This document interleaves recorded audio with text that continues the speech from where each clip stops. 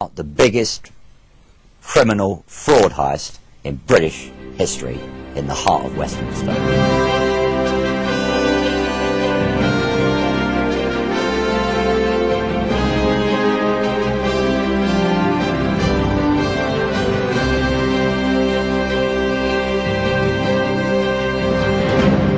Gerald Carroll was once head of Britain's third largest private business. The value of his empire was estimated at £500 million. Although something of a recluse, he had powerful and influential contacts. At the height of his powers, his organisation consisted of 85 companies, collections of art, cars, wine and stamps, as well as a fine library. It was all run under an umbrella trust, the Carroll Foundation. Today he is bankrupt, ruined, he says, by fraudsters who systematically robbed him of almost everything. And he believes his life is in danger. He's reported several attacks to the police. After 2 years of campaigning, the Serious Fraud Office has finally begun to look into Carroll's extraordinary story. And for the first time, he's decided to tell it publicly to Sky News. I actually started on my own. I mean, this has never been really discussed, but I mean, I started at 18, 19, like any young man. I mean, I wanted to try and get myself a nice sports car. And all my friends had sports cars, and I didn't have one. I just had £150 my father gave me. And so I sort of bought and sold a few motor cars, and I did some demolition work, and, you know, and accumulated some capital. Gerald Carroll is proud of his Anglo-Irish ancestry. One was a signatory to the American Declaration of Independence. Carroll's grandfather, a friend of Henry Ford, built homes for Dagenham workers, a house a day, a street a week, it was said. But Gerald Carroll didn't inherit the family business. He built one of his own. There was never a cheque given to me. Right.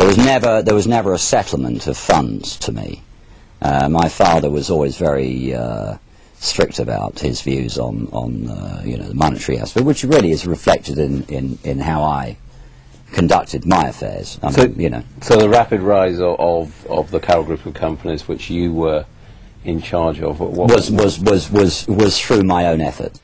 Carroll's gift was for spotting property opportunities, like the Farnborough Air Base, which he redeveloped for the MOD.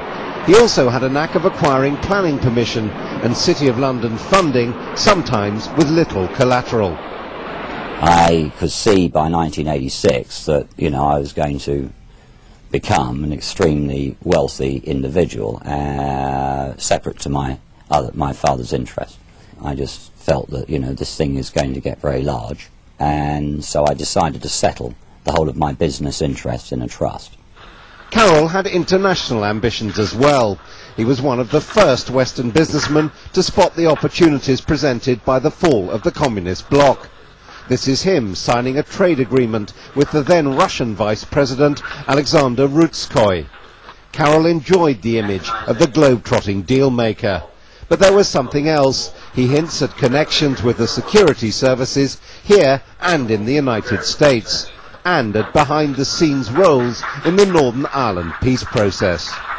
I was a go-between, I suppose, between various parties, but predominantly my interests and my influence really was with the paramilitary side of the Irish. 1988, London Docklands. Carroll was behind a spectacular Jean-Michel Jarre open-air concert in aid of charity. Carroll himself proudly escorted the guest of honour, Princess Diana, to her seat. He had good relations too with Prince Charles and the Prince's Trust. This was Carroll the philanthropist, another role he relished. He supported 40 good causes. This event cost millions, but in the end barely broke even, and Carroll stumped up a donation for the charity out of his own pocket. Nevertheless, his businesses were thriving. He bought Warren Park, a fabulous 500-acre stud at Newmarket with a fine house. This was Carroll's country seat, and it certainly befitted his image as a jet-setting entrepreneur. He had a private box at the Newmarket racecourse. He listed his recreations as racing, sailing and shooting, but he had another obsession: fast cars. The Carroll collection, mainly Ferraris and Lamborghinis, was housed in a lavish outbuilding at Warren Park. They had their own curator and were for Carroll a source of great pride and satisfaction. Visitors were regularly dispatched to Newmarket to admire the cars, followed by an afternoon at the races. In truth, Gerald Carroll was a rare visitor to the Newmarket races. A workaholic, he spent most of his time here at Carroll House in Westminster, his business headquarters. Today the building is home to the Federation of Small Businesses. Back then, as Carroll House, it was HQ for a very big business indeed. Downstairs, Gerald Carroll had his private office, from where he orchestrated his various personal interests. Upstairs, a small team of trusted executives ran the group. In 1992, cracks started to show. Carroll's project to build a shopping centre over the A1 at Hatfield in Hertfordshire went disastrously wrong. The construction costs overran by £30 million. The local council was sued for letting Carroll break a tenant mix agreement, and shoppers stayed away. It was, from an engineering point of view, ahead of its time, and on reflection, I think it pushed the envelope of constructability beyond its real capabilities of construction. The roof was put on the wrong way round, and you know, there were delays and cost overruns that were just horrendous. There was going to be a loss on that project of around £50 million. The Hatfield debacle was a severe blow, not a knockout punch. But the property market was by now in recession. A former employee said that although money was still coming into the group, there never seemed to be any cash to do anything. At this point, the Carroll Group embarked on a restructuring programme. Company's house records show that many of the assets were funneled into a new company, the Urban Finance Corporation. It's at this point that things start getting extremely murky. Many of the Carroll companies were renamed, whilst new dummy companies were set up, but using the original name.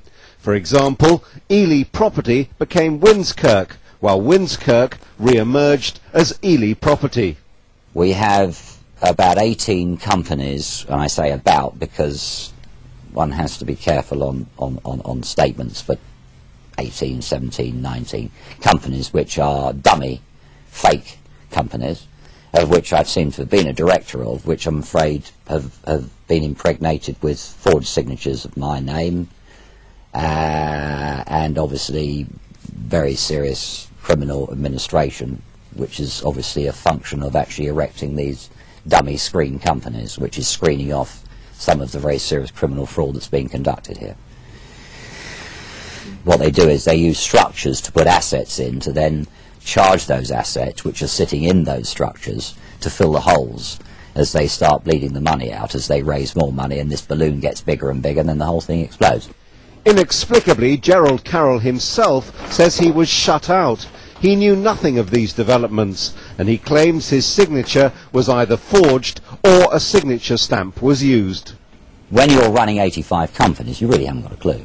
Once you have scale, you have to rely, you are trusting on the individuals closely around you. So I thought I had a grip of what was going on.